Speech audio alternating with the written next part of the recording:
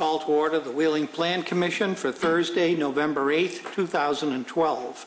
Please stand for the Pledge of Allegiance. I pledge allegiance to the flag of the United States of America and to the republic for which it stands, one nation, under God, indivisible, with liberty and justice for all. Will the Secretary please call the roll? Commissioner Dorban? Here. Commissioner Johnson? Here. Commissioner Schaaf? Here. I'm Commissioner Stilen. I'm present. Chairman Maloney? Present. It's 5 yes. Commissioner Burns and Rafato had given us prior notice they would not be here this evening. Thank you. Mr. Jennings, are there any changes to the agenda? There are no changes. This is time for citizens' concerns and comments. Are there any citizens here who wish to make any statements or anything?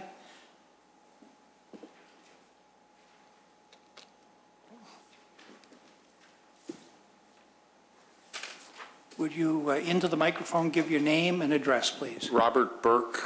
This is Dan Burke. We own Hecker Electric at 250 East Industrial Lane. And is this the right time to talk about the TIF area? Yes. Sure.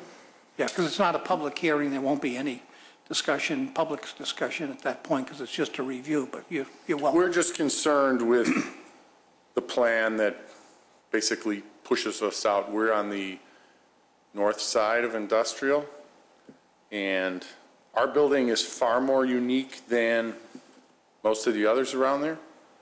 While we only have 1 acre of property, we could use some more space, but our building has a crane inside of it.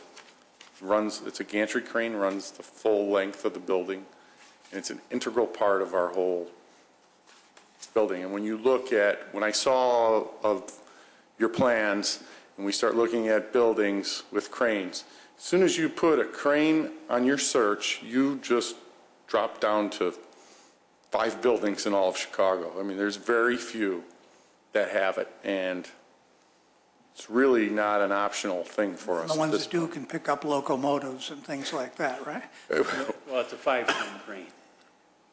So we use it for maintaining and loading stuff inside the building.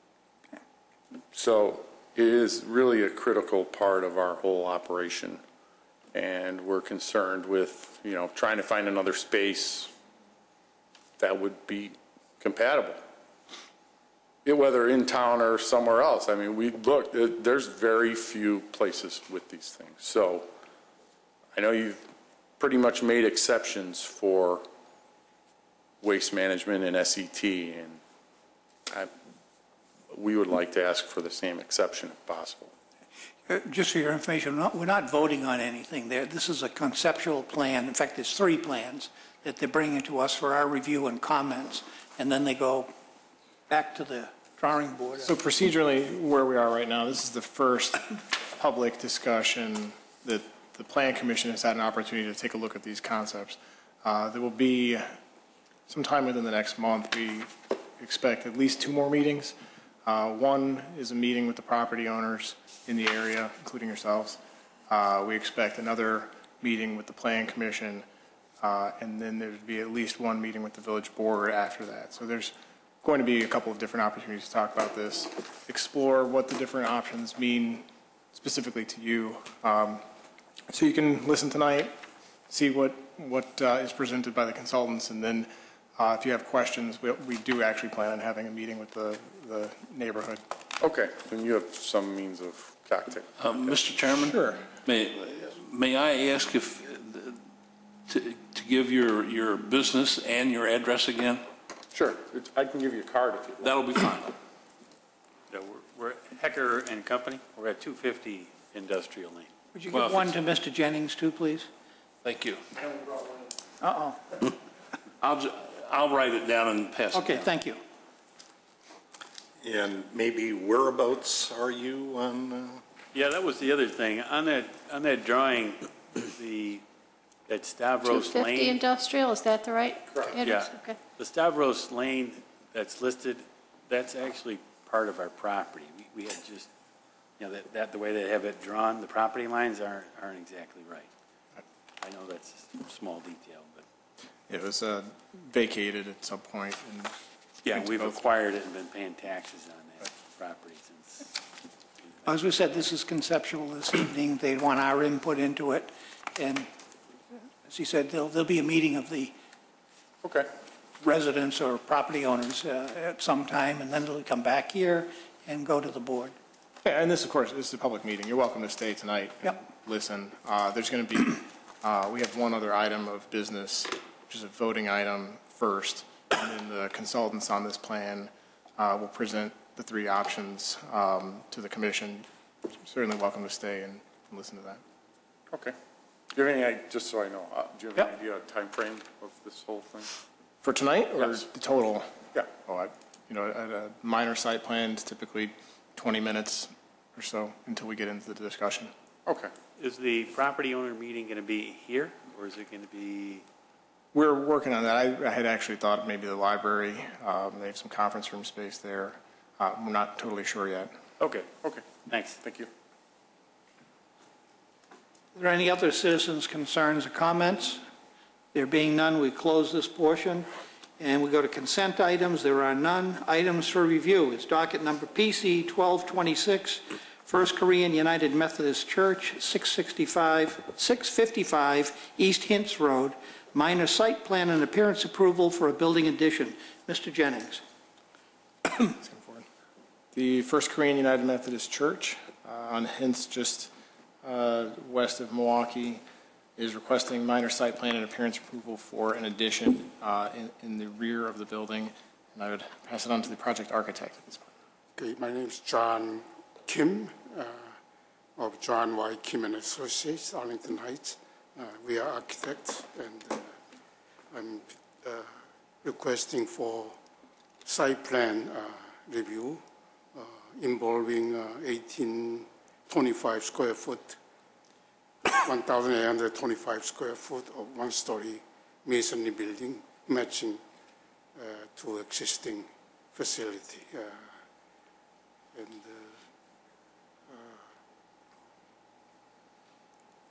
I think that'll be all in site plan review. Site plan And the building is to be used for? used for church facility, classrooms, just church activities. Okay. We'll start with Mr. Schaff. Thank you. I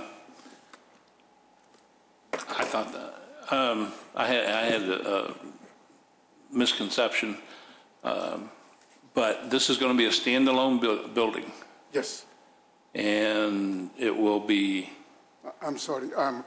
Did you say standalone building? standalone building. I mean, you're not going to break through the wall, No. existing wall. No. And Pardon me, except maybe doorway, passageway, we have to break, for will you be, exit requirement. so you are going to break through the wall Just for a doorway? doorway, yes. Doorway Okay. only, yes. And you have other exits out of that building? Yes, sir. For some reason, I got it in my head that this was going to be not a building addition, but something else.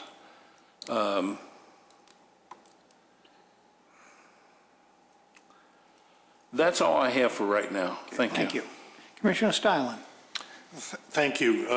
The materials going to match the existing outside of the church, so it will look like just a natural addition? It's existing, yes.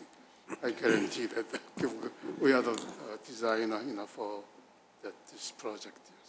Yes. And the only concern that I had, and I asked Andrew about it before, was that there appears to be 3 exits from the congregation sanctuary area into the new addition, and then it looked like there were only 2 exits out of there. And Andrew said that a doorway might have to be widened or something to accommodate for the flow of people, and that if it needed to happen, that it would be handled as part of the permitting process. So. Assembly building, so we are really watching, how to exit that building, and enough exits per code. Okay. Yes, sir. I think it'll be a nice addition, and it's one thing that I really like, the cross that's on the front of your building. Originally, the building was built with just a cross that was part of the building, and now it's lit up at night. It looks very nice. So, thank you. It's really progressing really nice. Thank you. Thank you very much.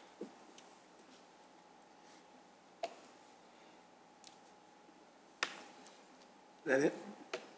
Yes, I'm sorry. Okay, thank Commissioner Dorband. My questions were answered. Thank you. Thank you. Commissioner Johnson? Thank you. What's happening with the fence that's currently there? That's in the area where you're adding on, correct? You mean density of the building, did you say? I'm sorry. Where you're adding on this section, you have a fence. Setback is all same as before. Next area is, about 25% setback. So we are just matching to setback line, within the setback line. Okay. Yes, sir. I think my other questions have been answered too. Thank you. Any other questions? Mr. Jennings, are there any, There were conditions? a couple of conditions, just to Commissioner Styron's point. Staff did speak with Fire Inspector Antor, and the issue that he had mentioned, which again can be covered on the permit review, was the doorways extending into this corridor. There may be a need to select a particular door that opens wider. This is a schematic floor plan, so we don't really know exactly what kind of door this is, but that was his concern, was that these doors, the new doors, may need to open 180 degrees. The conditions from the staff report were, there were two of them. Number one, that the existing shed shall be relocated to meet the requirements of the Life Safety Code. And number two, that the existing fence surrounding the play area may be relocated as needed. So moved, Mr. Chairman. is there a second? Second. Motion made and seconded. Please call the roll. I'm Commissioner Stylin. I vote yes. Commissioner Johnson? Yes. Commissioner Shaft? Yes. Commissioner Dorband? Yes. Chairman Maloney? Yes. It's 5 yes and 2 remain absent. So you'll have some paperwork to sign and you'll be all set. Yes, sir. Thank you. Thank you very much. Could you please repeat who made and seconded the motion? Stylin and Johnson. Excuse me.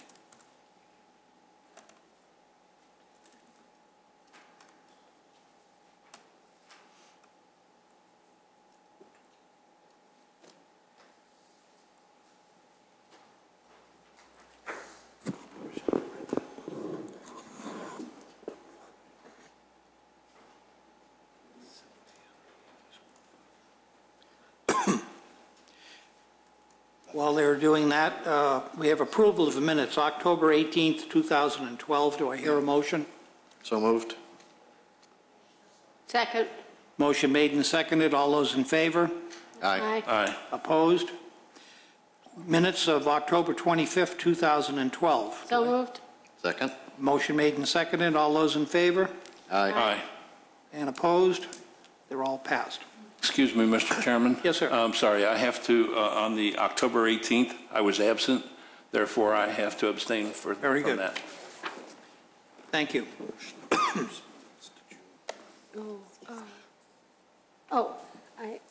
It was Johnson first, and then me. On the first set of minutes, it was Johnson and then me. Doggone allergy.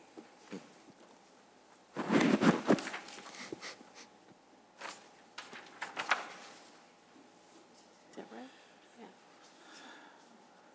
Under other business, 9A, Southeast TIF redevelopment plan, presentation of redevelopment concept, framework alternatives. Mr. Jennings.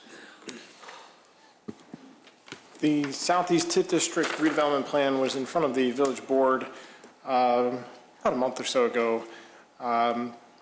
There were 5 conceptual layouts for the area that were shown to the board to illustrate different scenarios that could be pursued as potential comprehensive plan amendments as the land use guide for the village for this area.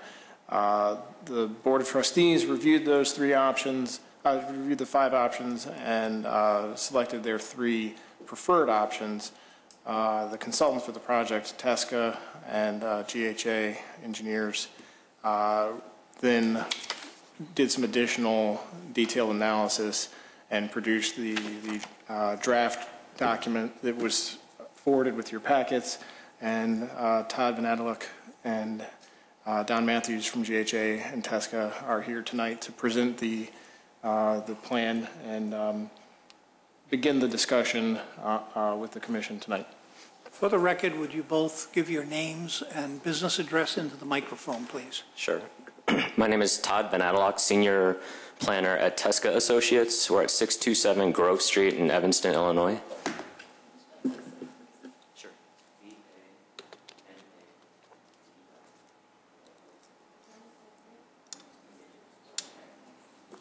And good evening. My name is Don Matthews. I'm a civil engineer with Gaywalt Hamilton Associates, GHA.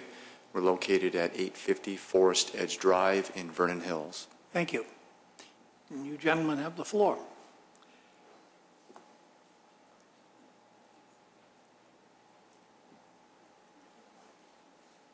Thank you, Commissioners and Andrew, for the time to present tonight.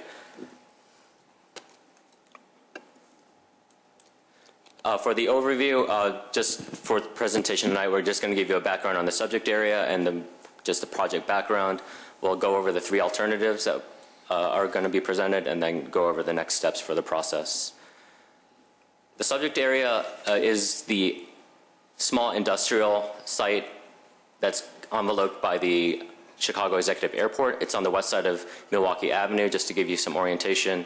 The 2 main roads that go in are Industrial Lane, which is a publicly maintained road, and then Sumac Road on the south side, which is privately maintained by the businesses along that road.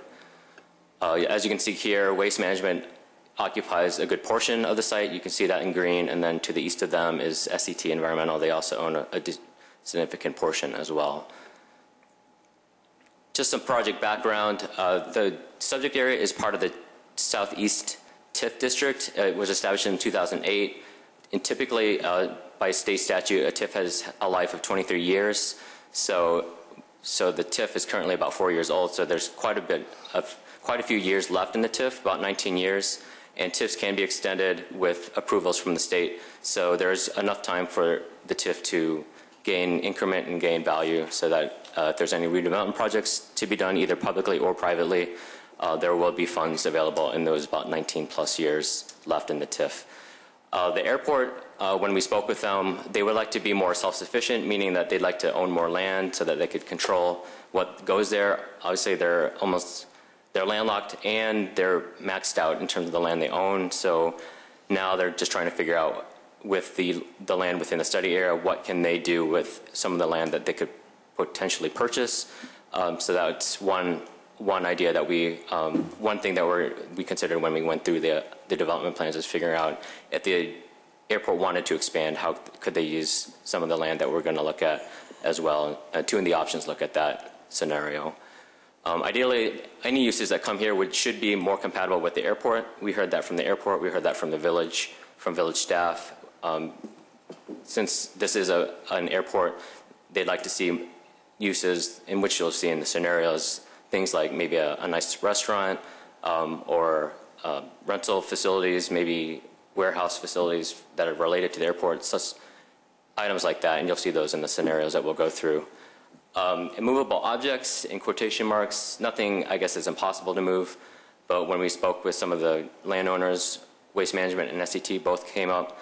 As we heard earlier from the 2 gentlemen that are in the audience today, they also have a business that is somewhat immovable with their crane operation.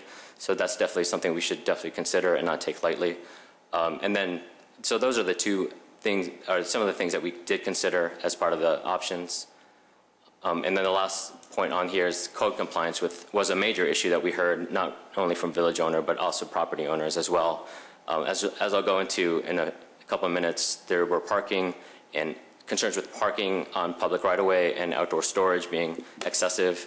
That oftentimes overvalues property values, so that when it comes time to purchase these properties, you don't want, especially if it's a village who's going to be purchasing these properties, you don't want to overvalue them so that you're not overpaying for what you're buying. So that's one reason why we had to look at code compliance. And just a few additional points. There was flexibility in modifying the road network. As we said earlier, this Sumac Road is privately owned, but Industrial Lane is public. There's potential for land swaps. The airport and Waste Management have talked to each other in terms of, as you may have remembered in a previous slide, Waste Management wasn't quite a rectangular site. It had kind of a jaggedy form to it, but they were considering if they wanted to square it off, they could do some land swaps with the airport or with the other properties just to make that happen. There are significant floodplain issues, which Don will get to later in this presentation, and then there's access to municipal sewer and water utilities. Those exist at the moment. The three options that we'll present to you, options A and B, those are the major redevelopment plans, and they deal with option A, reroute some of the access points, and then option B keeps the existing access points off of Milwaukee Avenue, and then option C looks at focused code enforcement in terms of figuring out what would be the minimal amount of development that would happen, but in terms of if it were to redevelop, it would be more market driven and not something the village was guiding as part of its comprehensive plan. Can I just interrupt you for one Sure. second? Before you get into some of these images, I just want to see if I can play with the lights so they're not going to be so washed out. Is it better? Can you see on the screen? Yeah, we can see. Are you guys okay? Okay. Option A, the first of the three options, this is redevelopment with rerouted access points. This is the framework plan, just general bubble diagram. What you see in red, that's the redevelopment area. That's mainly completely along Milwaukee Avenue. That's about 8.3 acres. In pink on the northwest side, that's airport expansion. That covers about 13.8 acres. And as you can see, Waste Management stays where it is. It's a little bit expanded and consolidated.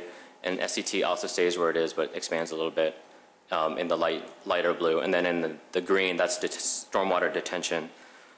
In this scenario, the existing access point that Industrial Lane takes on Milwaukee Avenue gets rerouted to the far northeast corner. So that's the difference between options A and B. And then you'll see that there's also a new interior access route, which I'm not sure if you can follow on your own screens, but I'm going to just trace the interior access route. That's going to be new. And then the yellow star, that would be if the back end of the site were to be airport expansion. The yellow star signifies that since this would be kind of a private area for hangars and such, the airport would likely have some security there so that just regular passersby just don't go through there. So that's what the yellow dot indicates. So fleshing that out into a more detailed site plan, you can see here, as you remember, along Milwaukee Avenue, that's the red redevelopment area, about 8.3 acres.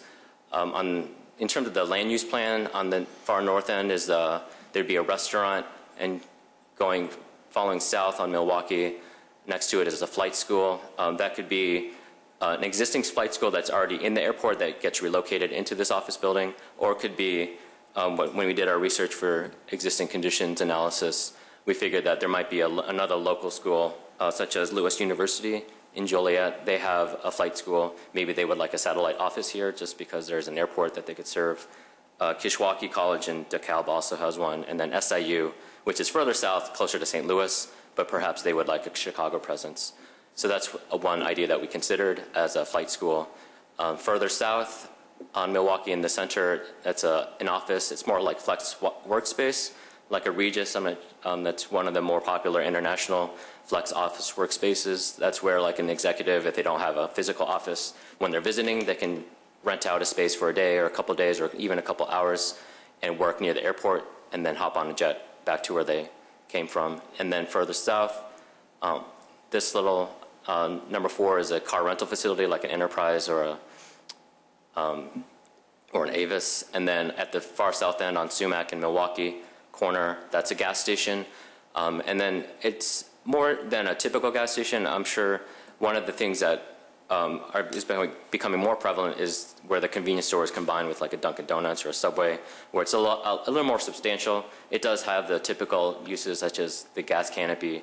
It may have a car wash, but the convenience store is a lot more substantial, so that it not only serves as relevant to the airport, but passersby on Milwaukee Avenue, could be residents, could be other business owners, or just people just passing through Wheeling. On the back end, as we mentioned, there's the airport expansion. We actually took the layout from the airport's master plan. We did talk with their engineers, and they were gracious enough to give us their master plan. This was their preferred site plan in terms of how, if they were to think about using this part of the site for their expansion, what would that look like for them? And this is how their engineers laid out potential hangars to serve their airport expansion needs. And as you can see, Waste Management and SCT are on the south sides. Option B is fairly similar. It's a bit larger in terms of the airport, in terms of the redevelopment area is about 2 acres larger than option A, but the airport expansion area shrinks about 3 acres to about 10.4 acres. Waste Management stays about the same, consolidates, but in this scenario, SCT actually moves. The hatched area right here in the red, that's where SCT currently is situated. They would actually, if possible, stay within the site, but get relocated north of the site into an expanded area. This option could actually maybe be an option for our friends with the crane business in terms of relocating. One of the things that TIF dollars can be used for is relocation costs. So any business that's within the site who wants to stay or move either stay in the site or move to another site within Wheeling, TIF dollars can help support businesses to relocate. So that's an option worth keeping in mind. In terms of redevelopment, it has pretty much the same actual land uses from option A as they do in option B. We have the restaurant at the north end of the site, and then the gas station with the expanded convenience store at the south end near Sumac Road. We have dual office buildings. Those are the flex workspaces like Regis. Just north of that is the flight school. Even if a flight school doesn't come here, it could also act as just a general office as well until, if you build it and a flight school doesn't come right away, it could just be an office. And then here in the rear of the gas station would be the car rental facility, and then the auxiliary parking on the surroundings, and then the stormwater detention is actually split in this scenario. There's a larger stormwater along Milwaukee and a little bit smaller one on the north side. One thing about the stormwater is that it would be dry detention, not wet detention. Main point being is that with wet detention you attract waterfowl, and that doesn't mix with the airport, so it would have to be dry water. So there's differences in costing and design. So that's just another. Is that for both A and B? They're correct. Both dry? Actually, in all scenarios, they would all be dry bottom. And then in the third option, option C, this is where we actually try to keep most things the same. You can see that the alignment of the industrial lane stays the same, so does Sumac Road. Waste Management and SCT stay the same size. All the business on the south end we tried to maintain, but in this scenario, we tried to figure out what would happen if it was just market driven. If all the businesses just stayed and then the market just said, if there was a business that said, I want to relocate in this site and they wanted to come, what could happen? One of the options was maybe trying to make it more palatable for certain businesses, trying to make larger sites. It's possible that none of these sites get redeveloped in a market-driven plan, but if they do, to make it more palatable to the market, all these sites that you see in red, there's 7 of them. I'm sorry, 8 options in red, redevelopment sites in red. They're all 3 acres or less, and the reason why they're no more than 3 acres is Cook County stormwater ordinance in Cook County. There's a trigger that if it's over 3 acres, if a site's over 3 acres, it has to provide its own stormwater detention on site. So that's why we kept all these 8 redevelopment sites 3 acres or less. So in that scenario, just to give you an idea of why we looked at this particular scenario in terms of code enforcement issues. As we said earlier, when we spoke with village staff and other property owners in the area, there was some concern that there was issues with parking in the right-of-way and over-usage of outdoor storage. As you can see in red, that's the parts of the public right-of-way along Industrial Lane where there's businesses that illegally park their cars or vehicles or trucks on public right-of-way, and that's going against village code. And then in blue, you can see that these are the sites that actually have outdoor storage, and some of them have excessive storage. And I can give you a few numbers. About 87% of existing parcels within the study area utilize part of their property for outdoor storage. Whether or not it's excessive or not kind of depends on the day. This was just a snapshot in time. It's possible that it was just one day where a business had too much out, but on 364 days, they're fine. So just keep in mind that this percentage could be lower, could be higher as well. In terms of excessive parking on public right-of-way, 45% of existing parcels had businesses that utilize public right-of-way for parking, which goes against code. So that basically, if the village were to purchase one of these properties and they were going to figure out the value of the land, and then the appraiser comes and sees that, oh, the business has cars parked there, they own that, but they actually don't, then they're overvaluing the land. And then when it comes time for you to purchase it or someone else to purchase it, they're basically going to pay more than what the property is worth because it looks like they own the land, but it's not because they're using the land for uses that aren't what they're supposed to use it for. So that was the impetus for option C, was figuring out how to do code enforcement, but also figure out what redevelopment could happen. And in this scenario, we just threw out some ideas using the same land uses as the first two options. We had the restaurant and coffee shop. We added a coffee shop here on the north side. We have the gas station and the canopy here on the south side on Sumac and in Milwaukee Avenues. We have some office space. The flight school is still in play here. And then in the back end here, closer to the existing hangars, these are facilities that are more relevant to the airport. It could be parts warehouses or repair facilities for airplanes. Overall, this could, as a market-driven plan or option, these could really be anything. So that we just wanted to throw out just one scenario out of many that could happen. So, and you'll see those in the numbers that we show in the next few slides.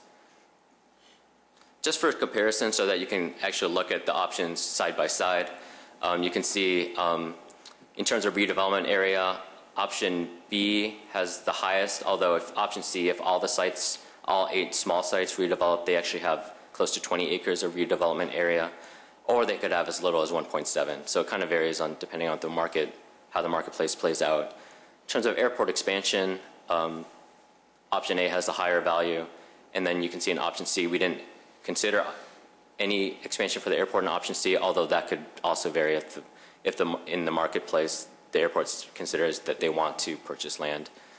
So that's the option there. Waste management expands in all scenarios, except in option C, for both SCT and waste management, it stays the same, but they both expand in options A and B. The land uses, again, you can see that they basically have almost all the same uses, just for the sake of comparison, except the hangars, there's hangars in options A and B, and then option C, you have more of the parts warehouses and repair facilities. In terms of actual impact in terms of how the redevelopment impacts the Southeast TIF, in terms of total EAV, if the proposed uses were to build out completely, you can see that option B has the highest total EAV, equalized assessed value. So once they're built and are starting to pay property taxes, they have the highest impact. Option B has the highest impact on the equalized assessed value for the TIF. And then you can see, as you work your way down in the table, option B actually has the highest impact in all 3 scenarios. One key item to see is that at the end, it's the third row, the total EAV at the end of the 20th year life of the TIF.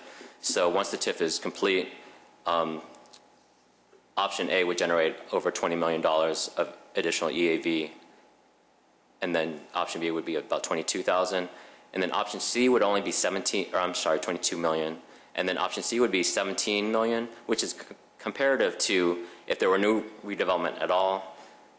You can see if you compare option C to no redevelopment, you can see that there's only a small uptick in the actual EAV. So in terms of redevelopment, obviously the more redevelopment there's going to be a higher uptick in EAV. In terms of comparing what the EAV was when the TIF started in 2008, option A would have about 41% growth at the end of the TIF. Option B would have a 58% increase, but you can see option C has very little impact on the overall base EAV. It has a slight increase, about 0.1%. So it is something, but it's still positive, but it's not much. So options A and B, in terms of it has higher potential redevelopment, has a greater impact, a positive impact on the EAV and the value of the TIF. In terms of the potential village interventions, what you as a municipality has control over in terms of making these plans happen, in all three options you can do municipal code enforcement, and then TIF funding you can also do that for all three options. And as you can see, they have different evaluations in terms of the impact of TIF funding. The next table actually itemizes that more in detail. You can see that in terms of land acquisition, the highest values are for options A and B. You would have to purchase more land to make the redevelopment happen. Site preparation, legal costs, new traffic signals, those are pretty consistent across the board. In terms of road improvements, you can see option A is the highest, even though it has less redevelopment. Then the reason for that was that, if you remember, option A reroutes part of industrial lanes, so that's why the cost is higher there. Utility costs, that's also option A is the highest, and then stormwater detention is pretty high for all three of them, just because when you do redevelopment, as we said, any redevelopment above 3 acres has to provide their own stormwater detention. So that's why, as these sites get bigger, the amount of stormwater detention costs also increase. And you can see the total. And just keep in mind that these costs that you see in front of you, these would be the costs that you as a village would undertake, so that these are also all these costs that are itemized in front of you are also TIF eligible. So you could use TIF dollars for this. It wouldn't come out of your general fund at all. And then I'm going to hand it over to Don. He's just going to go through just the specifics about the stormwater elements of the plan.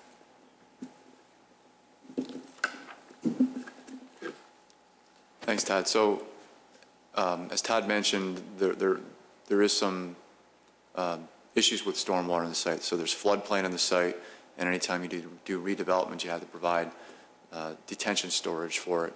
So up at Industrial Drive and Milwaukee Avenue, that portion, that northeast portion of the site, is encumbered with floodplain. So any redevelopment in that zone, which would place fill in the floodplain, would have to be compensated for.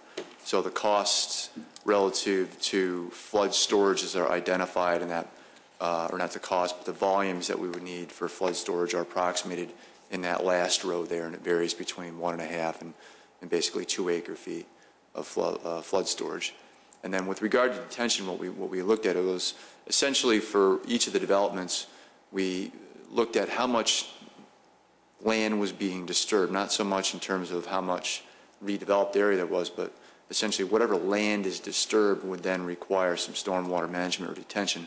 And then we assigned a volume to that, and then assigned an area. So for example, in option A, what we found was what we would need would be about roughly 5 acres of land for stormwater detention, and then on top of that, another 1.44 acre feet of volume. Todd went through the numbers already. We then assigned a cost for the detention and a cost for the flood storage and all the scenarios that we evaluated. We also looked at in those costs the cost of utility extensions into the site. There's utilities that are around the perimeter of the site, but there's nothing within the interior of the site. So to bring those water, potable water and sanitary sewer into the site we've identified those costs as well. Thank you. Well,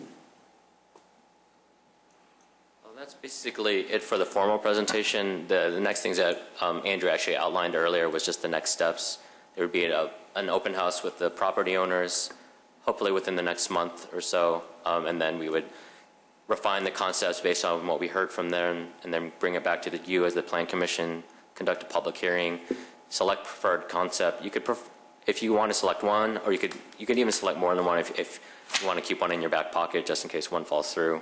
We've done that before, and then after you guys have your blessing on it, it would be presented to Village Board and the other corporate authorities for final approval. Hopefully, well, we'll see. The timing up on the screen says December, but we'll see how it all plays out. Thank you. I have a couple of questions. Sure. First, everything I've seen right now, I like Plan B. But a question that's been hovering around here is if the airport takes over more of this land and they build hangars on it, who gets the taxes on that? Does the village recoup property tax on those hangars?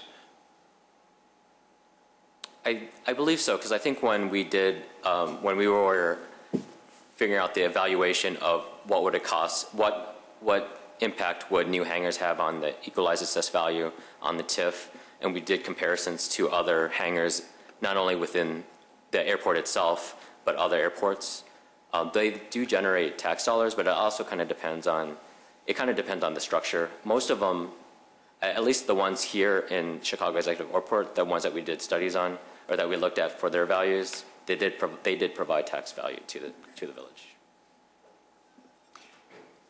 And Mr. Johnson, you have any?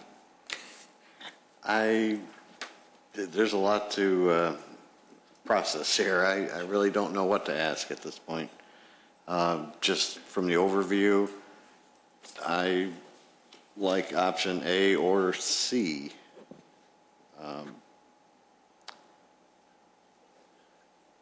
My focus would be more on cleaning up the Milwaukee Avenue end of it. I'm not sure what I want in the back end yet. Thank you. Thank you. Commissioner Dorband. Thank you. I guess what is there now, what's taking up the space now, obviously the EPA had come in and do all kinds of soil testing. But what they're envisioning, or what is envisioned for this area, how far are we going to have to go down in that ground to clean that up? That's a good question. One of the things that I guess as a site-by-site, as either you as a village or a developer comes in and purchases these properties, that would be something that would have to happen. One of the nice things about environmental remediation is that is also a TIF eligible expense, so that if you as a village were to do that, you could use TIF dollars to help fund that. But I guess without really studying each site right now, it's really hard to tell. I guess a lot of the businesses that deal with either auto parts, those will probably have a lot more environmental remediation than something like the office buildings that were closer to Milwaukee. Those may not have too much environmental remediation to do, but it also could depend on the history of the site too. Maybe before the offices there was something else that was there that had potential contamination of the site. The other, excuse me, the other question I had was, I'm looking at the comparison table, and I'm seeing all kinds of cost breakdown here, but I don't see, unless it's encumbered in somewhere else, I don't see where that is in here. Oh, the environmental remediation? Yeah. Because I could see where that would be very expensive. We actually haven't gotten the site preparation line 2. That's more about in terms of like taking buildings down and preparing the site. Environmental remediation isn't part of that cost. We can definitely ballpark that, but I guess it's harder to do without actually doing a lot of sampling. But we could definitely maybe do some type of range in terms of what it may cost. Just based as you on as a what's village. currently there, I Sure. can see where it would be costly. Sure. The other question I had is, on one of the drawings, I can't remember which one it was, you said 3 acres or less. And if not, they'd have to have their own stormwater detention, correct? If it's Correct. over 3. Okay, my question on that is, by making these 3-acre segments, are we not limiting ourselves what we can put in these places? I mean, You can either, it actually opens up, in this scenario, if you only consider this by itself, you actually open up opportunities because the sites are bigger, they may attract a user that needs larger space. Whereas if you were only to use the existing sites, you can, hopefully you can see the lot lines, they're a little faint and white, but the current lot lines, they're really small. I mean, you can even tell that some of them, here's like a flag-shaped, L-shaped one. so what do you say, like the ones up at the top of the screen, what acreage are those? They vary between like 1 to probably Oh, less so than, they're some of actually them are less smaller than 1. then. They're a lot smaller. You could still attract users, but you may attract the same users that you already have now, so you're basically at a So no. basically, we'd be enlarging the square footage on these particular parcels, correct? Sure. Okay, so now let's say we had a user that wanted to take, instead of 3 acres, they really wanted 6 acres. How much of that can you estimate they'd need for stormwater detention? Yeah, those are all good questions.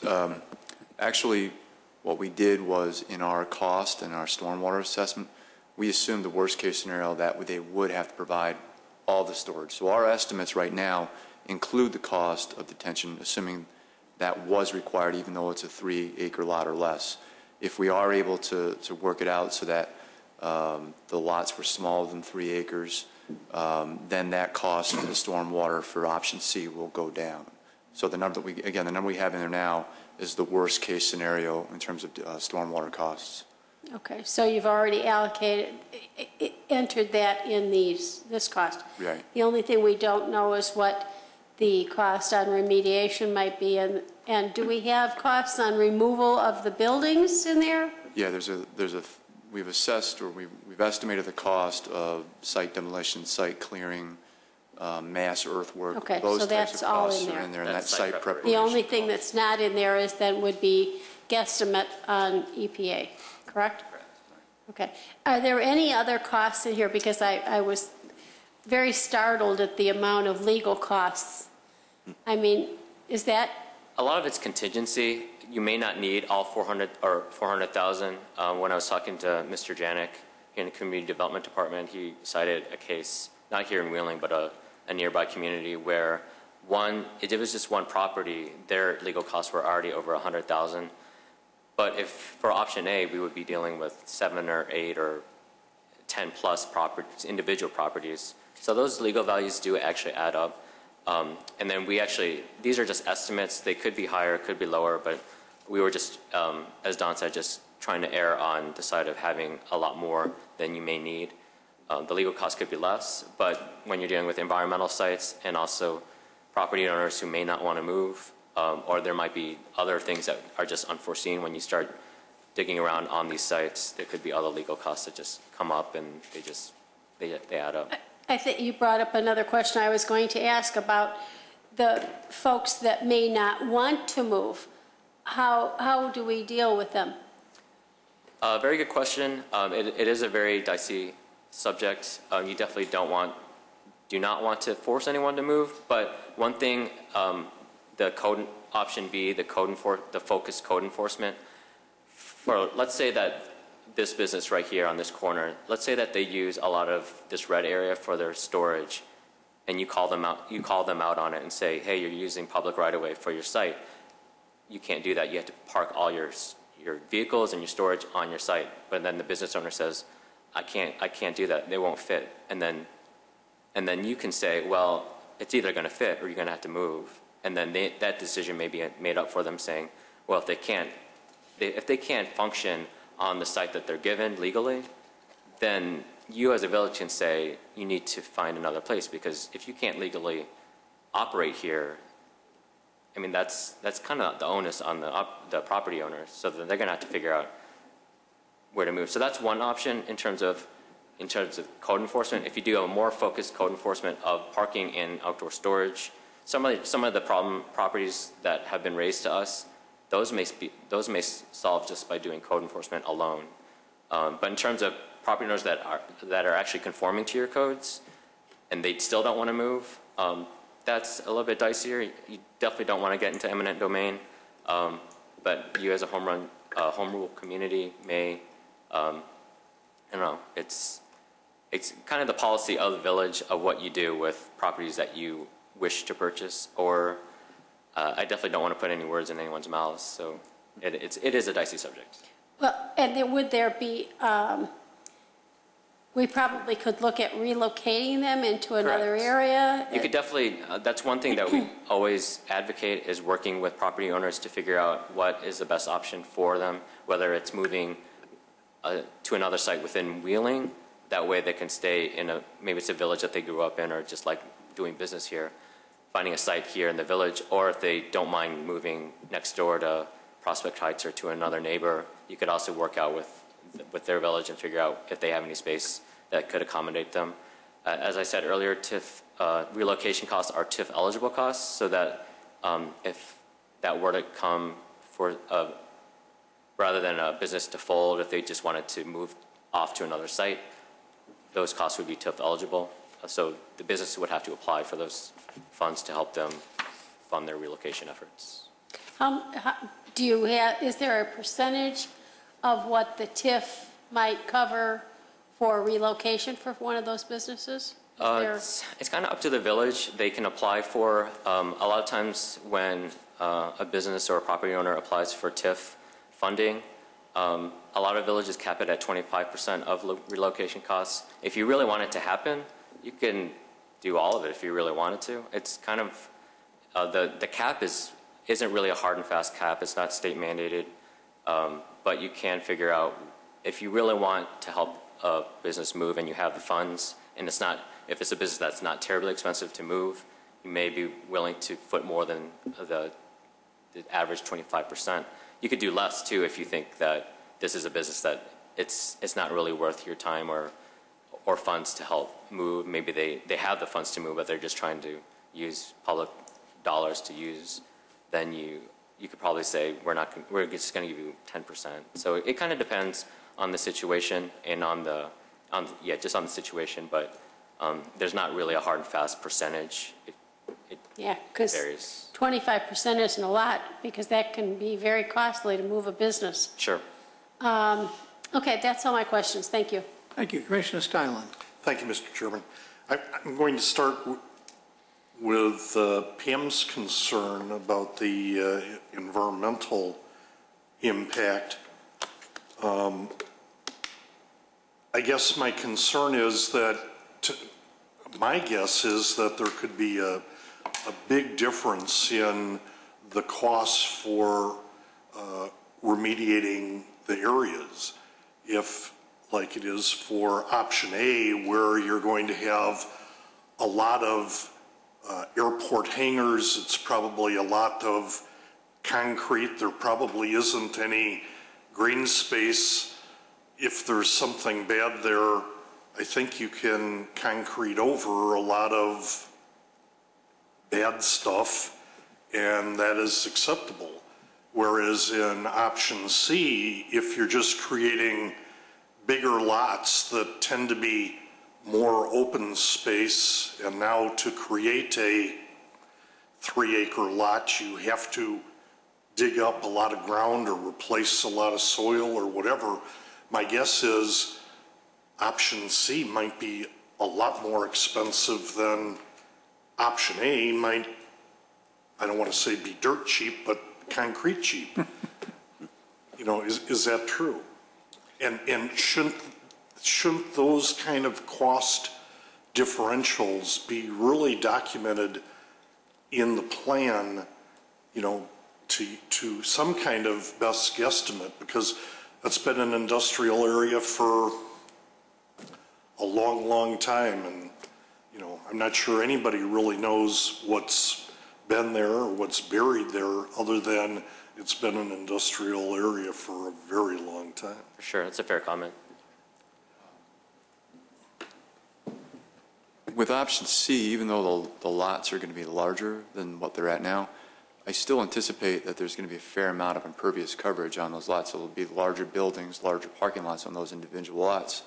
So you still might have the potential to bury contaminated soils within those lots themselves and cover them and protect them, because there are various tiers for remediation. So this would be a commercial tier versus a residential level of remediation. But again, just because the lots are larger, don't envision them to be a small building with a lot of green space on them. I mean, to make these lots, to give them the highest and best use and the greatest value to the village, the level of intensity of the development will be, to the highest level permitted by the code.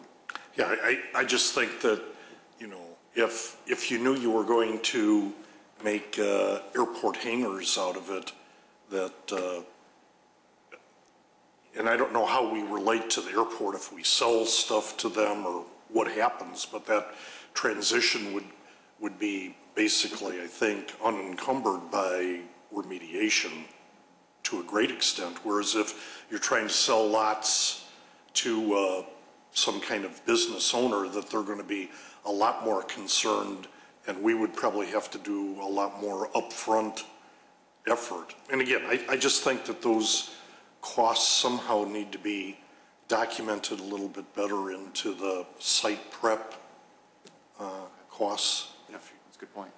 And the next question is kind of crazy. Help me out. You may not know the answer. I may have to ask Andrew, but the title of the talk tonight is the Southeast TIF redevelopment plan. And I thought the Southeast TIF was a lot larger than just this little 2-block area that we're talking about. What about the other portions of the Southeast TIF? Are you involved in that at all, or? That's a fair question. The RFP for this actual project was only for the study area that you see here. It's just the boundaries of this site.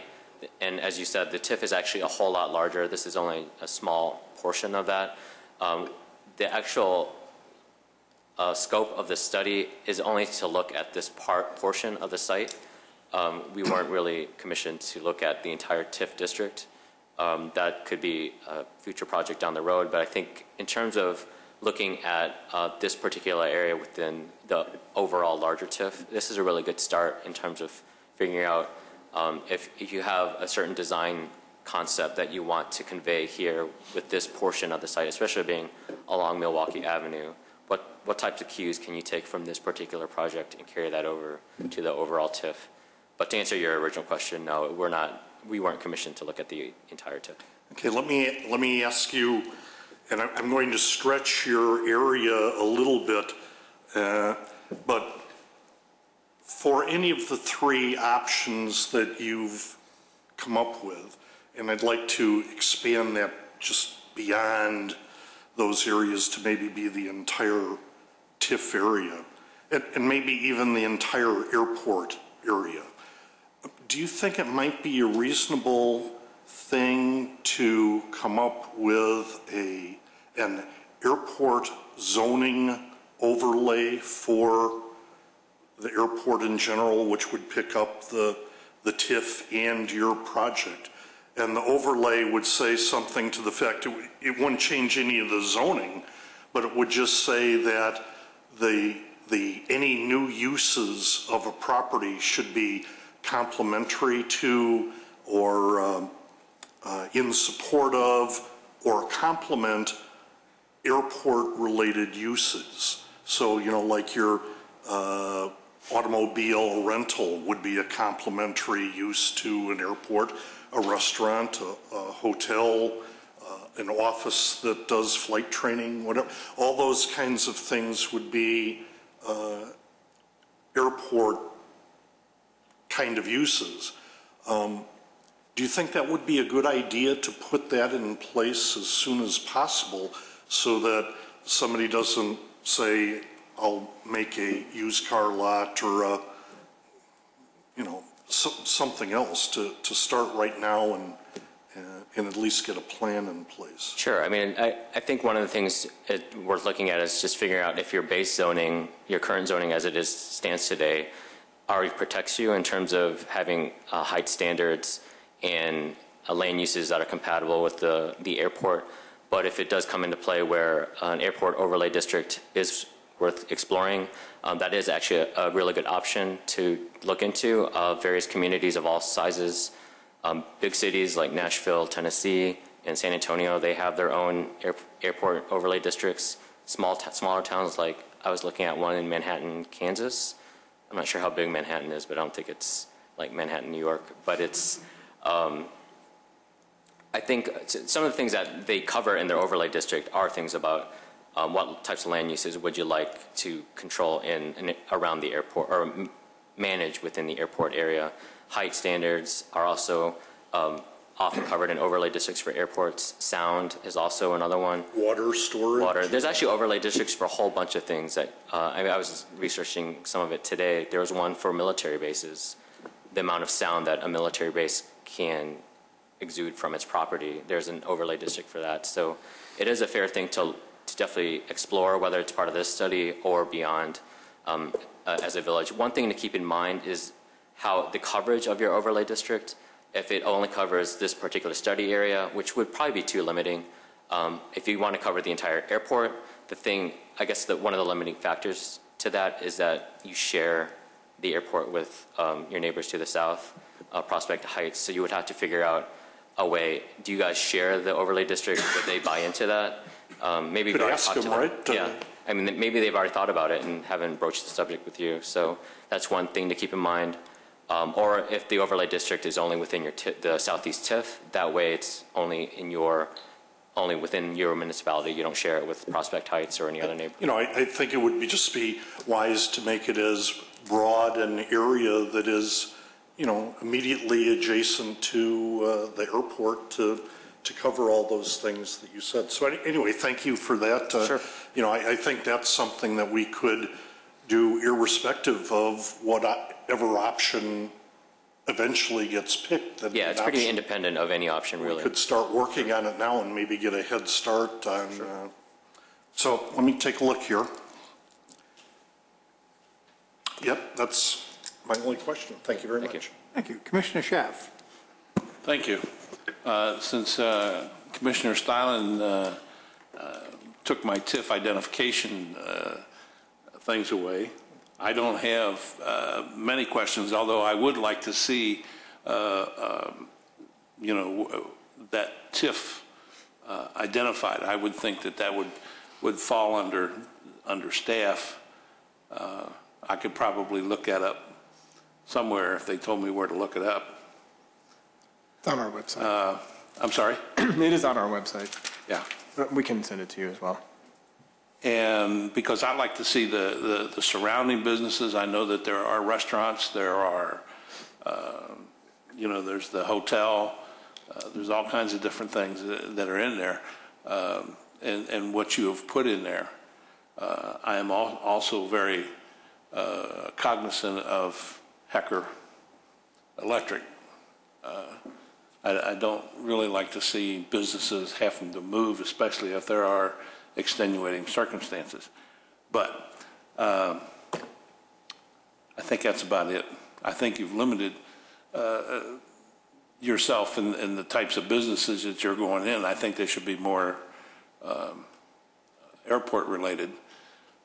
If I were the airport, I'd want everything. Sure. That I would want waste management out. I would want everything out of there and control it. But that's not going to happen. I wouldn't want to see it happen anyway. But these are options that we do need to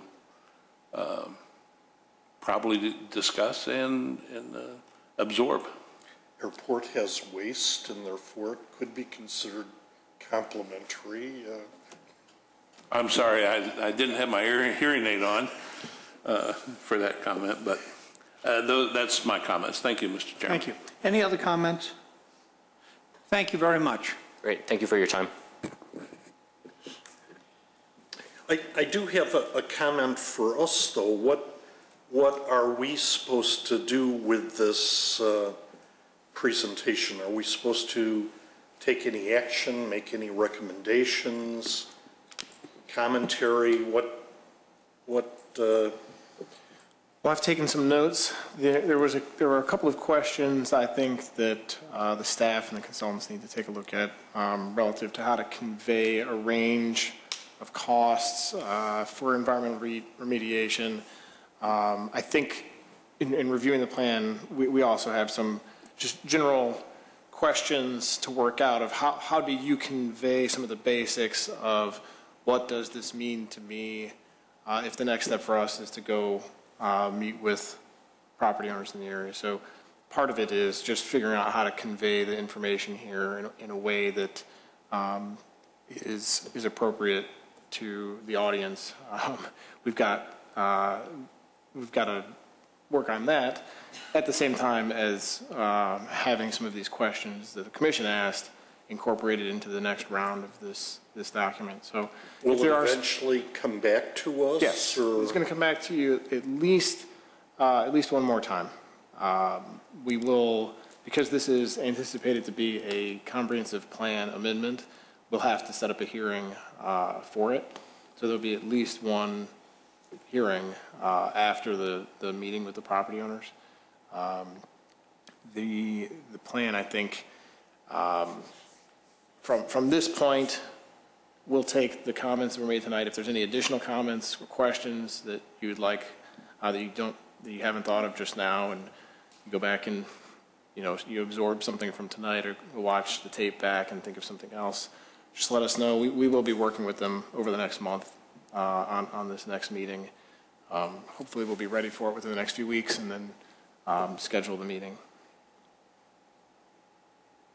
I mean, the guy with the crane, I mean, he brings up, I think, a very legitimate concern. But again, if I were looking at trying to find businesses that were complementary to airport uses and stuff like that, I would imagine that some kind of airport maintenance facility might have a need for a crane of some kind.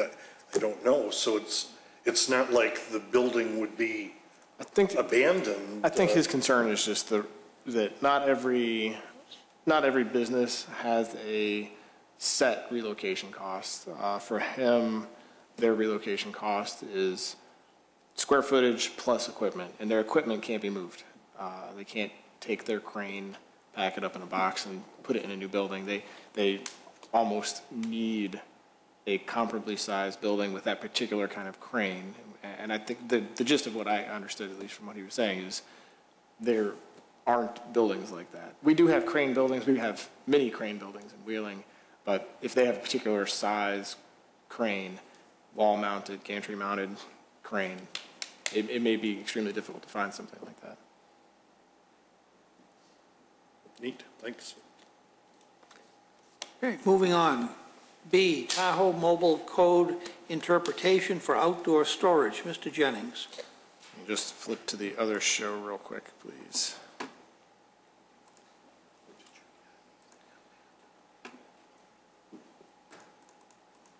One picture.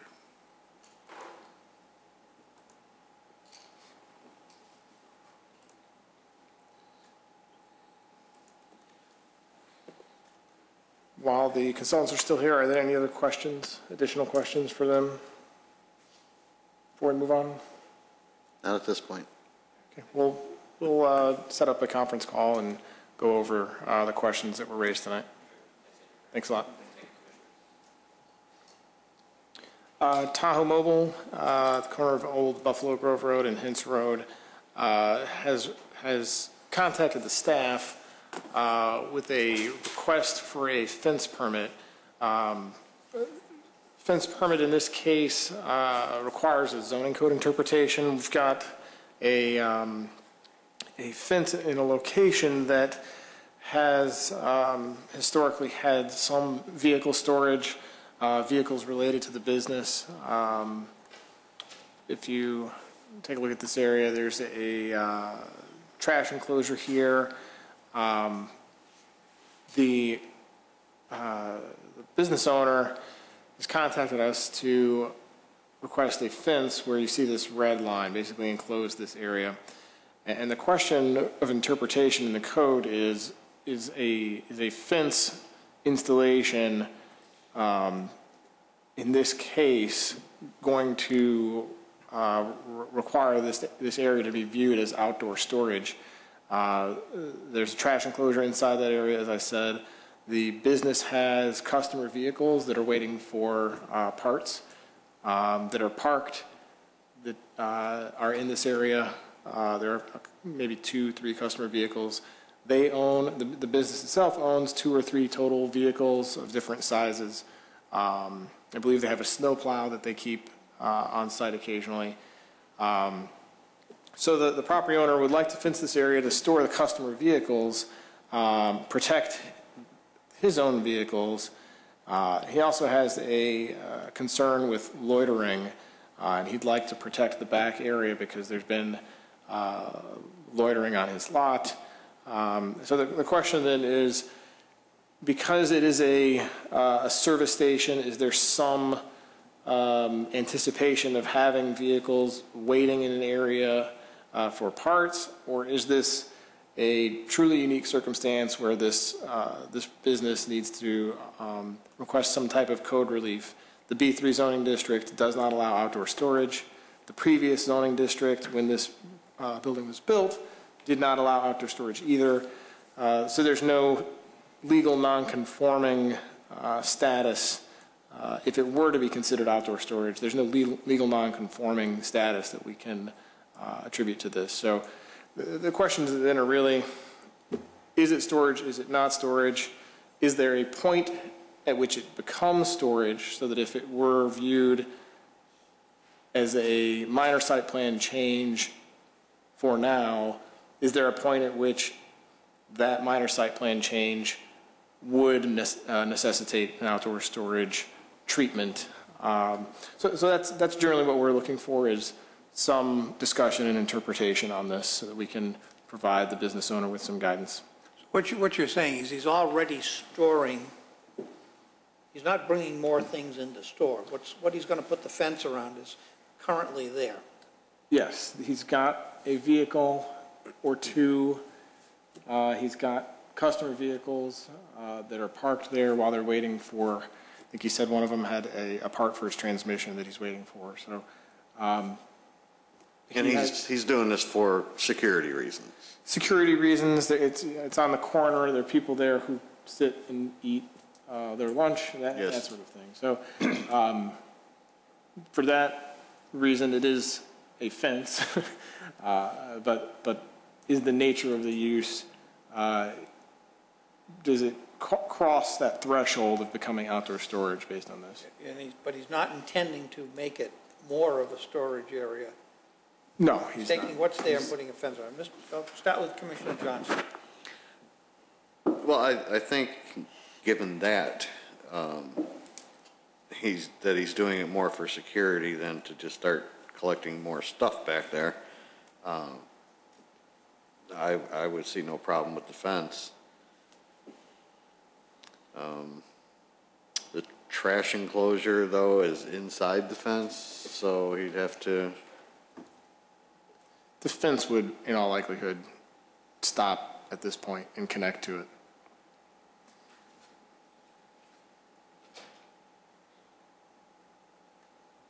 Yeah, I don't see it as a major issue.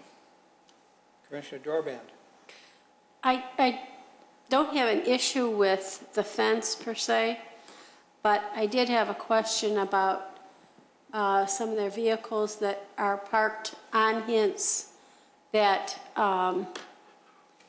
don't move, but apparently are used for advertisement. So I'm questioning, as long as this is coming up, I'm going to question that. Mr. Jennings, did you have an opportunity to look at that? Yes, we did. The van that was being used did appear to us to be, in all likelihood, placed, at least where it was, for advertising purposes and possibly blocking the sight line of the driveway. So we did have an inspector go out. We are taking a look at that and trying to figure out if there's a location where he can park it less in the way. So if that is moved, is that going to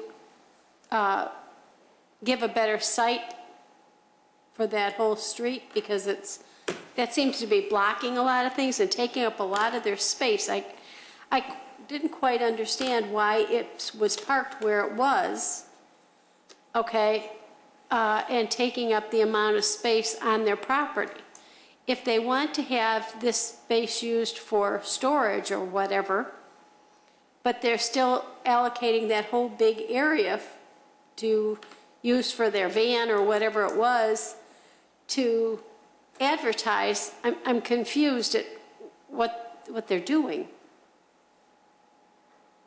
I just can't quite figure out, are they using the space, is they purposely just put the van there just to advertise? Are they going to move some of that stuff behind that fence so that it's less cluttered? Is that the plan? I'm just not sure what their plan is for this behind the fence. His plan was, the two things that he mentioned for his plan when I spoke with him didn't involve the van. It involved protecting his property. He has the vehicles that are owned by the business that he would keep behind this fence for security purposes, and protecting his customers' vehicles. If they're parked there waiting for a part, he's looking to protect it.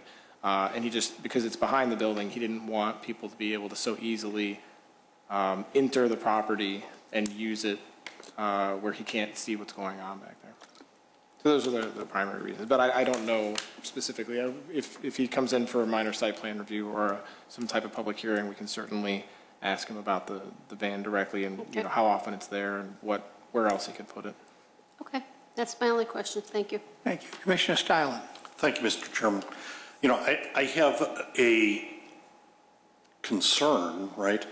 I mean, here we have, I would presume, a service station that pumps gas, or is this an automobile repair facility? And to me, there's a line somewhere between the two. The more outdoor storage you have, the more vehicles that are in need of repair, the more vehicles that might get towed to his site because they're damaged and they need repair. Now all of a sudden sounds to me like it's becoming an automobile repair facility.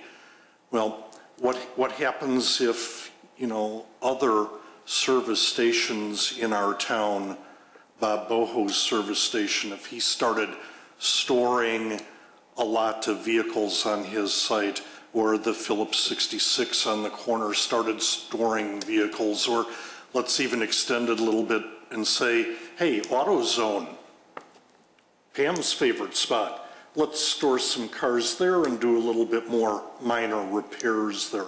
When do we start crossing the line between a service station that's oriented to pump gas and do some minor repairs to cars versus, how many cars does he plan on storing? We have a lot of automobile service places in town. I think there was one over, on Industrial Lane, some other parts of town that we say the cars have to be stored indoors. What is our philosophy? Is this going to be anything goes anywhere in town? I don't like the idea of having a lot more outdoor storage on a major street that we have in town, and covering it up with a fence isn't going to make it that much better, because if it is an automobile repair facility, we're going to have cars parked in the front or across sidewalks, whatever, and where do you draw the line? I would not be in favor of having outdoor storage for the purpose of storing cars that are need to be repaired. I'm sorry. Well, what do you do when you're waiting for parts? I mean, you can't give it to the customer to take back home. I've got a vehicle over at the BP station that's been there for a week now, waiting for stuff. I got one there tonight. So it happens. I understand it happens, but I look at the little repair facility on 83 just south of Hintz that constantly has cars, junk cars stored in the parking lot waiting for repairs. Half the time they're blocking the sidewalks. You know, if we can keep it in a reasonable state of visibility, a reasonable state of non-clutter, but when you get to automobile repair things tend to be stored, some with the hoods up, some with the hoods down, stuff parked in irregular locations. I want it to be clean looking. So whatever we decide, that's what I'd like to do. So that's my comment, Mr. Chairman. Thank you. Commissioner Schaaf. Thank you. Well, judging by the price of gas at Tahoe Mobile or that service station, it's a service station that pumps gas rather than you pump gas and then have a small service station. He makes his money on auto repair. It doesn't seem to me to be enough room in there for storage. He's already got 12 slots designated for his outdoor store. I don't know how he's going to get back in there unless he breaks through that back wall there on the north side so that he can drive his cars, or push them out or whatever. It's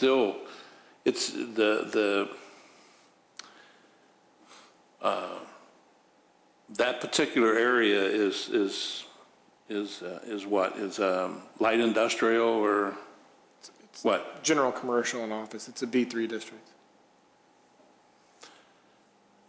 And we don't allow storage there under the present code. Not in the B3 district, no. Yeah.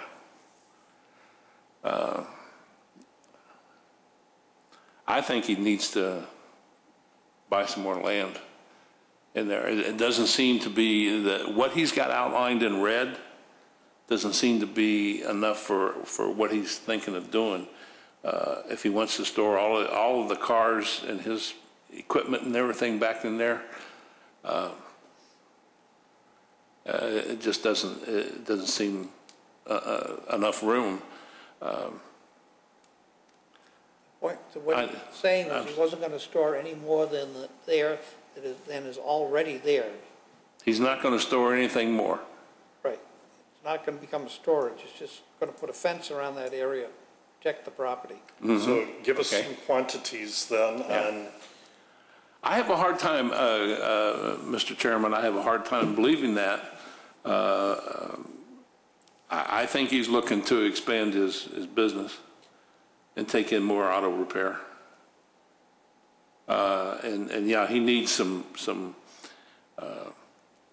to stop any cut throughs and things like that. I don't see how he's going to, especially on the east side of that building, how he's going to store anything there, unless it's going to be parts or equipment or something.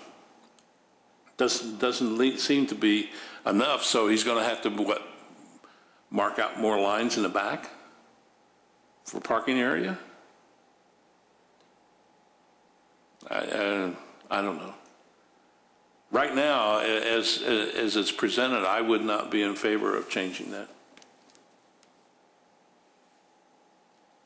So I think there's a couple of options, I think, and maybe we can narrow it down enough that we've got two, but the options from what I understand are redefine service station so that across the board, the zoning code has something in it that says what outdoor storage is and isn't. What amount of of on-site vehicle storage is acceptable in conjunction with the service station. There is so that's essentially a zoning code change. There is the option of review it as a minor site plan and have with that minor site plan a limit established that says the reason we're reviewing this as a minor site plan is because you've got 2 customer vehicles in that spot, you've got your trash enclosure in that spot, and your own business 2 vehicles are in that spot. This minor site plan is assuming that anything beyond that, you are violating the zoning code because you're crossing into outdoor storage. So there's, go ahead. But I think, I mean, that's the kind of thing that I'd like to see, but there's a big difference between having a tow truck that is ancillary to the use of that service station or having a couple snow plows stored there. That to me is not ancillary to the use of that building. And that's the kind of language that I'd like to see as well. So I think and maybe those are the 2 options, minor site plan that sets the threshold versus we already know enough that this should come in as a zoning code amendment to define a limit for service stations. The other option is both of those things, minor site plan change and then a direction to staff to put on our list of things for the future zoning code amendment. Let's go ahead and take that interpretation and put it in the code so that if this happens again in the future, we know where that line is.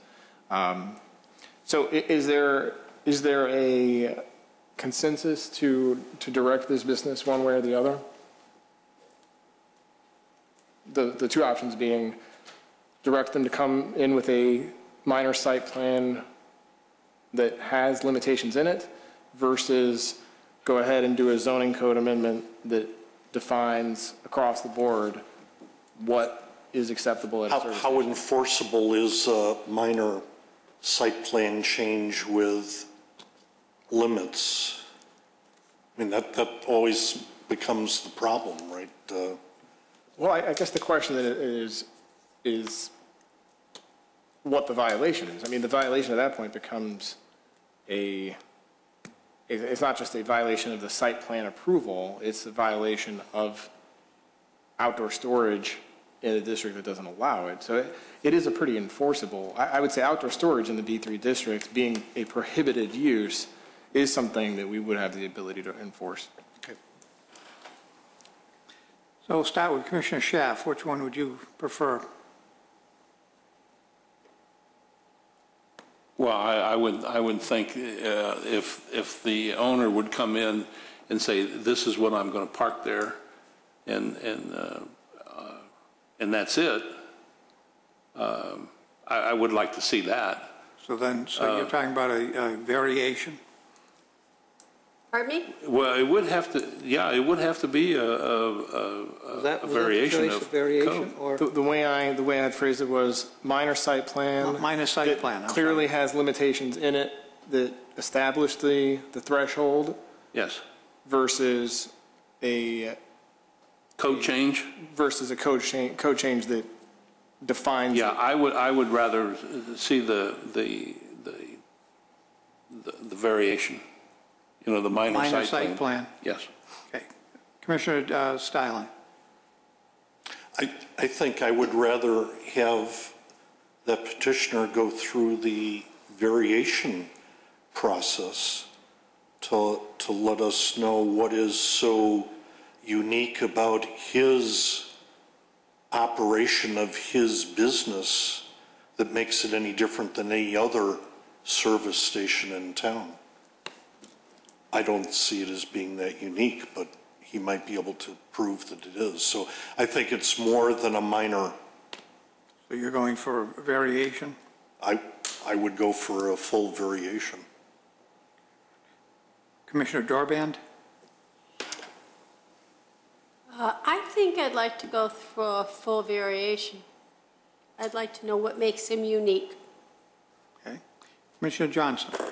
The variation. And I'll make variation.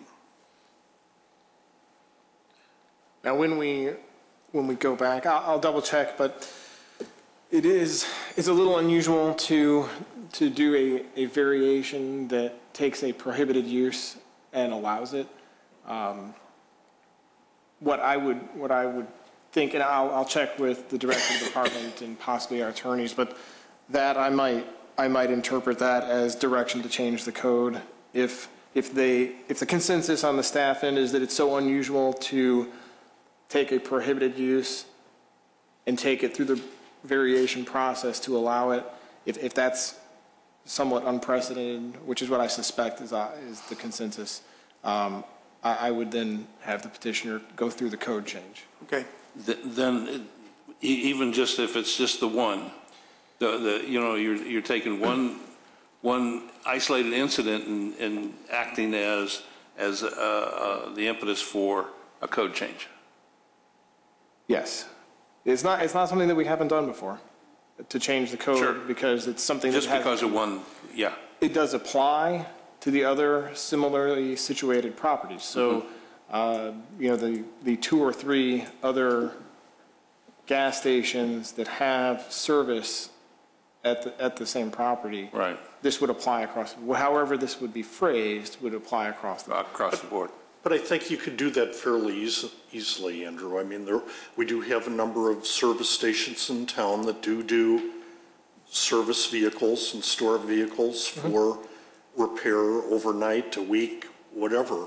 So, I mean, if we can get an average of what the current state of affairs is, Yeah, I don't think it's all that unusual to take something that, whether or not the use has existed, the code hasn't really had a treatment for it. I don't think it's all that unusual to say, this does bring up something that we haven't really dealt with, and having a code amendment that addresses it, I don't think is all that unusual. Okay. Moving on. Notice of construction change, Park District fence design. Mr. Jennings. This particular item was very recently in front of the commission. It's actually, related actions are going to the board next week. The storage area is going to the board with the storage bins behind the building. The contractor for the Park District came out and met with them on site to discuss the gates, which are proposed to be located here and here. They had originally proposed a wood gate for security purposes. You can see through it. The remaining fence around the back of the property is coated chain link fence. Their contractor, in designing the gate, which has moving parts and an electric gear box, said that the weight of the wooden gate would strain the moving parts, and it was going to cause it to wear too quickly. And given the location, they requested just matching the existing fence for the gates.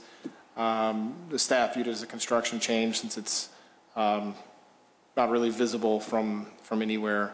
And by the code, we're supposed to notify the commission of a construction change. Typically, we would do that in the form of a memo. In this case, this had been so recently reviewed, we just wanted to make sure that we conveyed what was happening back there. Are there any questions on it?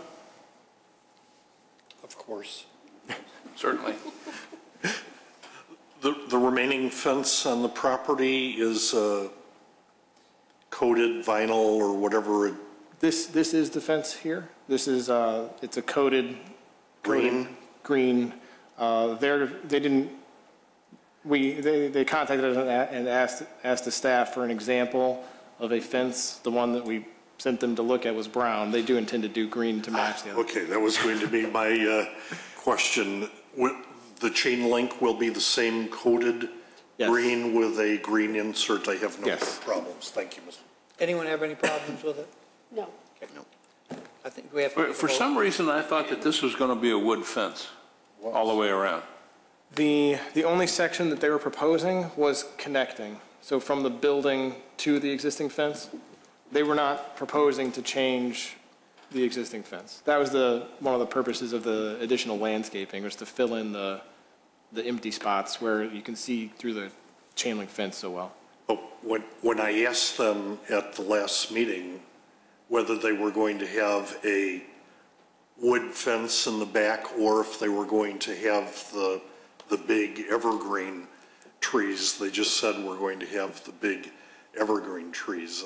I had presumed that it was going to be a wood fence as well, but if it's already installed. The green fence has been installed for, I don't know, 10, 15 years. I'm not sure when Northside Park was done. It's been a while. Because it looks like that this whole thing was going to be wood fence. That's what I thought too. I don't remember that happening. Because when you go back to what he submitted, that's a 6-foot-high cedar board fence. I don't have all of the plans here, but this fence is existing. This line is existing. So this segment was going to be fence, wood fence, and then the gate was going to be wood, and then on the north end, this was going to be wood, and then the gate was going to be wood. But they did Remember, not. they were going to put it in the trees where there's a Missing. Right, they were Missing. going to put in the trees, but right, because you can see right through. Was the reason. But I think in one of the pictures that they submitted, it sure did look like a wood fence. Let's see. Do you have it's a 6-foot-high cedar board fence. Let me see what page that was. Page 39 of the packet, of the 1025 packet.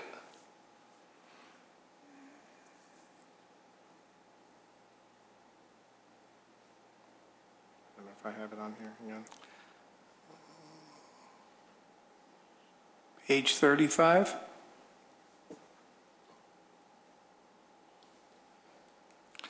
Well, more like 39. 39. Yeah, 39 of 47 of the 1025 The packet. center picture. Yeah, for some reason, I thought that was a wood fence that they were going to build. They were going to do a wood fence. It was very small, though. It was, a 20-foot segment, and then the gate was going to be the next. So it was basically equal parts fence and gate. So it was going to be 20 feet of fence, 20 feet of gate. The sliding gate would open. So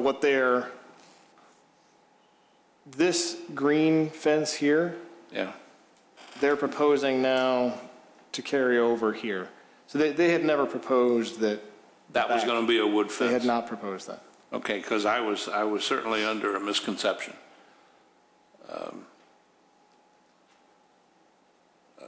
I just wondered if that wasn't the original plan all along. It would certainly be a lot cheaper than any kind of a wood or composite fence.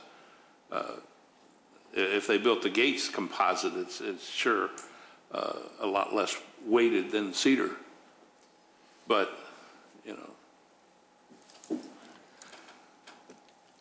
Yeah, but I did find on page 35 of that same document, the site plan clearly shows that the existing chain link fence is to remain, so.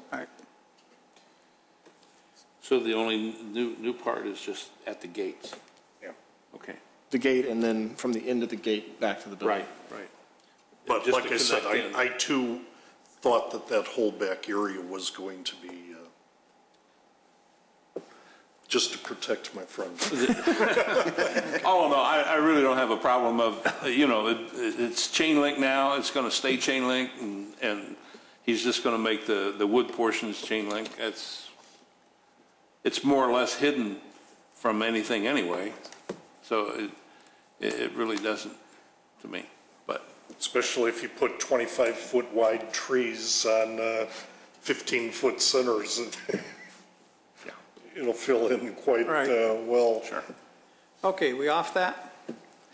I just make a comment. I want to, on behalf of the commission and the staff, offer condolences to the Commissioner Burns and his family on the passing of his mother, Ellen. Yes. And Commissioner Johnson? Andrew, did you get any further with our new type of signs? I wrote to Andrew the other day saying at the Walgreens at Dundee and Schoenbeck, they've come up with a new advertisement method of putting a giant sticker on the parking spot, the handicap parking spot, promoting a product.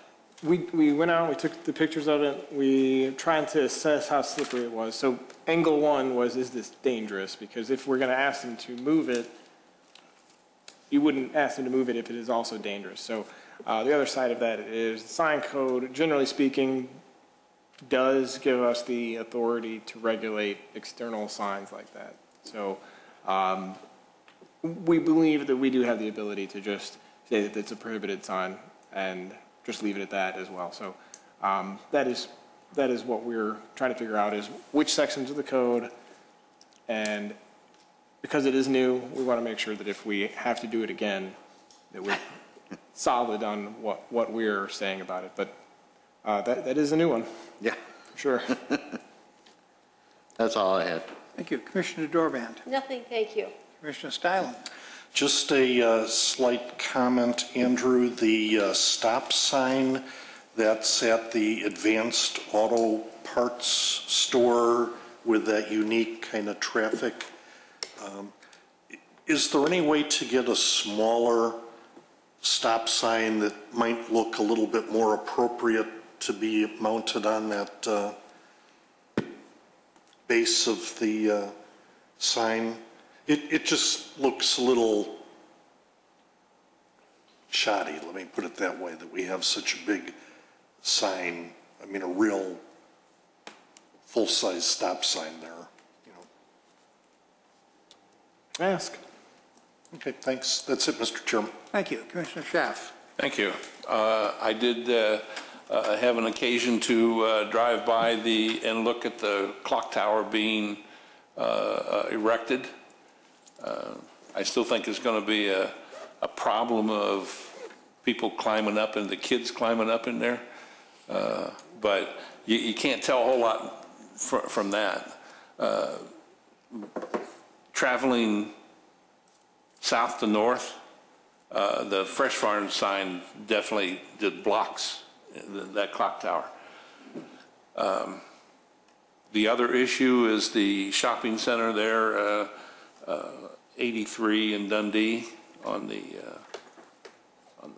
southwest corner there. The furniture store still has his truck out there, and I will document that, and because one of them he's using for a sign, and I'll document all that before I call into code. And the other thing is that Christina's has a neat little sign up there on the east side of that building. Looks like a fabric or a plastic type heavy fabric sign. They also have a lot of signs by their entrances and exits, little real estate signs. Little campaign signs. Yeah, but yeah, that sign up there is you know, I mean, I can see why he needs it, but you know, he could probably apply for a real sign. I mean, it is it's a big area. It's above the entrance there, but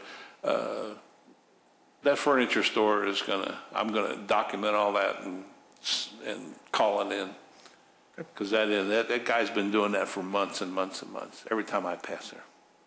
That's it. Thank you. But he does good Speaking work. of signs, Yes, he there's does. a tire store down here on Milwaukee Ave across from the Crab House. He's got, Terry and I were there one day taking pictures. He's got signs nailed to the roof and on the mansard thing all over. He's got tires stacked. He's got tires stacked up on the trailer. Yeah, I saw that. Now they're out by his entrance, just stacked up. Half of his roof is covered with canvas or plastic Right across signs. from the Crab House, that European. Used to be an oil change place. Anything else, Mr. Jennings? I have nothing else. Nothing? Mary? you wanna What's say interesting something? coming Oh, okay. for the rest of the month? Well, next week we have the sign code changes. Bike plan? And the hearing for the bike and pedestrian plan. Do I hear a motion? So moved. Second. Motion made and seconded. All those in favor of adjourning? Aye. Opposed?